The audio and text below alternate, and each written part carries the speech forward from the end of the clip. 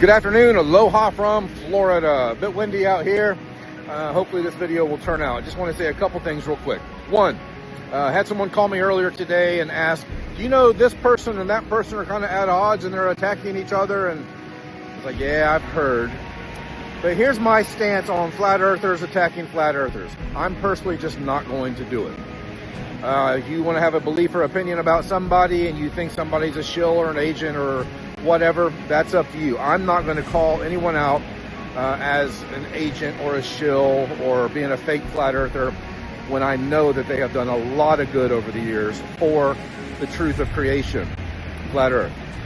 So for whatever it's worth, I'm just not going to engage in that. I'm not going to talk about it publicly at all. If someone privately, like today, that called me, wants to talk about it and I know them, I'll be glad to share my opinion. But my opinion is it's not the best thing for the truth of creation for one flat earther to be fighting with another flat earther, pointing fingers and accusing each other of whatever.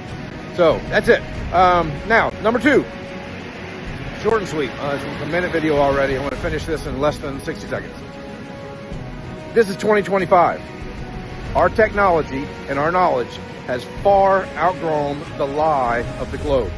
The heliocentric hypothesis, the AKA the solar system, is a scientific absurdity. Nothing in the solar system is what we observe in reality. If you learn what geocentric cosmology is by studying the Antikythera mechanism, the astrolabe, the astronomical clock in Prague, and the subject of archaeoastronomy, and then compare that with what you actually see in the sky with your own eyes, everything confirms geocentric cosmology, aka flat earth, also known as the truth of creation. So it's 2025. If you want to keep buying the lie and believing in the theoretical, hypothetical, math magic chalkboard calculations that try to confirm the theory of the earth being a spinning wet rock in outer space, you go right ahead. But for those of us who are seeking and finding the truth, we don't believe the earth is flat. We know it is. Have a great day. God bless. Okay, so the whole we evolved from apes theory doesn't even really make sense, because why are there still apes and monkeys then? If we evolved from being a monkey, why are there still monkeys? And if your argument is that it was a specific type of ape, then why didn't it happen to the other apes? And even before that, they say that we came out of the water and then we became monkeys. So we went from fish to monkey to human. And meanwhile, every other species just kind of stayed the same. Like if sharks are really the oldest creatures on Earth, why are they still sharks and why are they still in the ocean? There are species that they say are still the same species after 100,000 years or 1,000,000 years. Like if there's 1,000,000 different species on Earth, why are we the only intelligent species? Dogs and wolves are both really smart, so why haven't they ever evolved? And I get it that evolution takes a really long time, millions of years, but there's animals that have been here for millions of years and have not changed. And I already know what you're gonna say, that evolution is a fact because science. Well, you know, science is literally just theories, and over time, anyone who claimed to have all the knowledge eventually gets proven wrong. So it's actually pretty ignorant to think that you know anything at all at this moment in time. There's so much off-limit zones in the Grand Canyon, including drones. And there is a very important reason for that. If you ask Google why so much of the Grand Canyon's off limits, they'll give you a nice laundry list of generic answers. Cultural heritage sites, too dangerous for the general public, etc., etc. But it's not just on the ground that they restrict. So much of the Grand Canyon's off limits, including by air travel and specifically drones. Just look at this National Park Service map itself. All the pink areas and the blue areas are all off limits or restricted flight areas. And the yellow is restricted to anything below 18,000 feet. You see, if we had too many drones flying around, too many low-flying aircrafts, one of the reasons they got rid of airships as well, they would start having people ask way too many questions. The mining operations that clearly went on there, the ancient ruins that clearly are still there, melted and buried beneath the surface. Before heavily restricting the Grand Canyon, many articles like this from 1909 popped up. And many explorers like John Wesley Powell came forward saying they found Egyptian artifacts deep in the canyon. To protect the narrative, the parasites had to restrict access. much like many other great sites around the world. But with high-powered zoom on cameras becoming more and more of a thing, people are seeing glimpses of a past that they would like buried. Take a look at this video from some recent visitor of the Grand Canyon. Now this looks like, to me, clear as day, another one of those covered up and buried red bricked archways. Of course, the government says for your safety, you can never go over to that area or even fly a drone into that area to get a closer look. Question everything, friends. Until next time. All right, you hear that, Catherine? You have to be very careful with the water, okay? Now just don't go splashing it all over the place. Or well, what did I just say? Maybe Gary's doing better. Gary, how you doing? Now the best thing about zero gravity is that everything continues to float in the air. Continues to float in the... They didn't see the distortion from the wire, did they? No? Okay, good. All right, Roger. While Gary's talking, just look busy, okay? Just do anything that... No, not that. What are you doing? No, stop. And it's a fly ball into left field and... Oh, the outfielder's distorted hand caught it. And here's the kick. And oh my God, it hits the back of the green screen. Look at that, folks. I don't know if he'll be able to recover from this. We might not see him again next season. Yes, this is NASA. We want to comment on the invisible sock that one of our astronauts had in a video. We invented invisible socks. What do you think you were doing with your billions of dollars every year?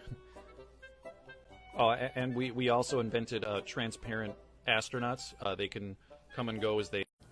Jesus already came back in 70 AD, and his kingdom was already here for 1,000 years, and we are simply now in the devil's time of deception, and that is what all conspiracy theories lead to. All around the world, each continent has massive buildings that look like from the times of Noah that were buried. But then you have to consider the fact that Rome was also buried. So this was a recent reset. Buildings were melted into literal rock. Trees being turned into opal. And you even had the 7 churches John wrote to himself be buried and destroyed. So what caused this event? Obviously, this event was Jesus coming back in the 7-year Roman war, which we know as Christians as tribulation. In Daniel 9:27 and Revelation 11:2, it literally says the second temple will fall 3.5 years into the 7-year tribulation when Jesus comes back.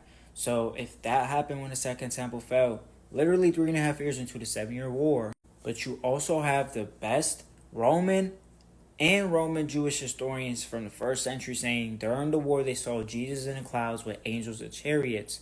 So very clearly this was the second coming. And the reason why you had a mud flood or all these buildings be covered in mud is because of Pompeii. Not only was it Pompeii though, but the whole world, all the volcanoes went off, and when volcanic ash goes in the air and mixes with rain, it creates mud. Which is why you see these very Roman looking buildings in America in the early 1700s and 1800s, just in the middle of dirt. This was obviously a Roman building that was once a civilization or a city, and it got destroyed. And then all of a sudden, here come these grand buildings we could not build today in the 1,000-year dark ages, which were very clearly the 1,000 years of Jesus. That is why all these buildings have the datings J687. So it'll be 687 years into the 1,000 years of Jesus. It'd be an I, which stands for Jesus in Latin and Greek, which is Jesus. 686 years in 1,000 years of Jesus. And then Anno, which means Anno Domini, which is AD and BC. So very clearly they're going by the times of Jesus. And you even have buildings like this in the Middle East, where this obviously looks like a Roman building that was somehow built thousands of years ago, and they just built this and didn't build a city upon it. Or is it more logical that the building was Roman and it got melted, which is why it was red, because it was brick, and things like this that look melted and red are literally just buildings, which is why you can make connections like this.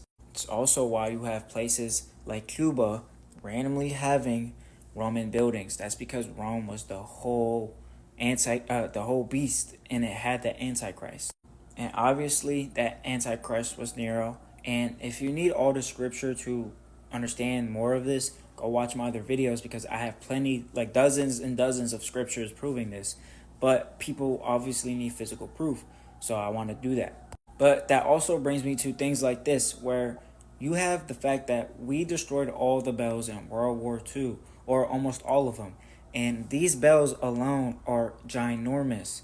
So what were they using to build this, yet alone put them up on high places? And we're not talking about normal high places. We're talking about places that would be the tallest structures in the city. So how come every tall structure was somehow be able to be built with no power tools or any infrastructure or architecture in 1,000-year dark ages? Because that's what it's called, a dark ages for. They had no infrastructure or architecture or advancement in medicine and anything else. So how were they doing these things, and why were they all dedicated to Jesus? It's because people were actual saints during this time, and they were glorified. That's why these cathedrals all have regular humans and then humans that have halos, because those were actual saints. And where would those glorified saints live? In places like the Palace of Versailles that did not have kitchens or bathrooms, because they did not need to eat. And I don't need to hear the excuse, no plumbing. No, they had fountains. They had stuff like that. Plumbing existed. They did not need the use of bathrooms. And now that leads us to today, being in Revelation 27-10, the devil's time of deception. The devil was released when America was founded, and we've been in his time since then. So if you want to know more about that, go watch my other videos, because I don't want to make this too long. But it's very clear that Jesus came back, and to all the conspiracy theorists, there's obviously been a reset. So just do the math. What was that reset? And like, if it's not the biblical reset, like what would that even have been? You know what I mean? So let me know.